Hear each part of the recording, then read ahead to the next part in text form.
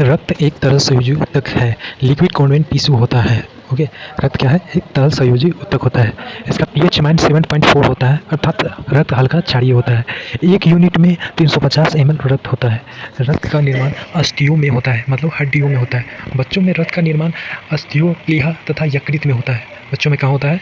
अस्थियों, प्लीहा तथा यकृत में होता है। रक्त का शुद्धिकरण विक्र यानी किडनी में होता है। शुद्धिकरण कहाँ होता है? विक्र या किडनी में होता है। रक्त का ऑक्सीकरण फेफड़ों, लंग्स में होता है। ओके, रक्त का मतलब ऑक्सीकरण कहाँ? फेफड़ों या लंग्स में होता है। प्लीहा को आरबीसी का कब्रिस्तान कहते हैं, मतलब प्लीहा है जो रक्त मर जाता है उसके बाद वो प्लीहा में चला जाता है, इसलिए प्लीहा को आरबीसी का कब्रिस्तान कहा जाता है। रक्त में हेपेरिन नामक परिस्कंदन पाया जाता है जो रक्त को जमने से रोकता है। तो जमने से रोकने वाला कौन है? वो है परिस्कंदन पाया जाता है रक्त में। हेपेरिन का निर्माण यकृत में होता है। हेपेरिन जो होता है उसका निर्माण कहाँ होता है? वो लीवर में होता है। रक्त बैंकों में रक्त का 4 डिग्री पर संग्रहित किया जाता है, मतलब रक्त जो है बैंक, मतलब रक्त को स्टोर करने वाला है, वो रक्त का 4 डिग्री सेल्सियस वो संग्रहित किया जाता है। ठीक है। प्लीहा को शरीर का रक्त बैंक कहते हैं। प्लीहा को क्या कहा जाता है?